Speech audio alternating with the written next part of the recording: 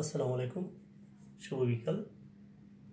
আজকে আমরা মধ্যপ্রাচ্যের দেশগুলো কত সালে কোন দেশ থেকে স্বাধীনতা লাভ করেছে তা জানার চেষ্টা করছি। দেশ, সাল, প্রতিপক্ষ। সৌদি আরব 1926, ব্রিটেন। মজার ব্যাপার হচ্ছে তারপরে যে রাষ্ট্রগুলো বলছি, সংযুক্ত আরব আমিরাত 1971, প্রতিপক্ষ Britain. Iraq 1932, Britain. Kuwait 1961, Britain. Qatar 1971, Britain.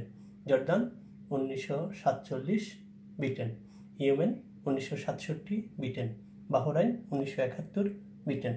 Lebanon 1943, France. Syria 1946, France.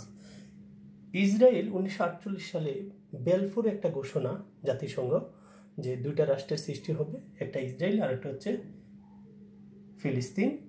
এই ইসরায়েলকে প্রথম 1948 সালে স্বাধীনতার স্বীকৃতি দিয়েছে স্বাধীন দেশ হিসেবে মার্কিন যুক্তরাষ্ট্র।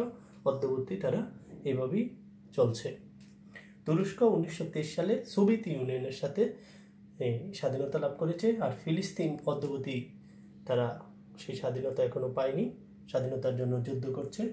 আর ইরান 1925 সালে প্যাসিফিক কোনো রাষ্ট্রের সাথে যুদ্ধ করে স্বাধীনতা লাভ করেনি। ধন্যবাদ।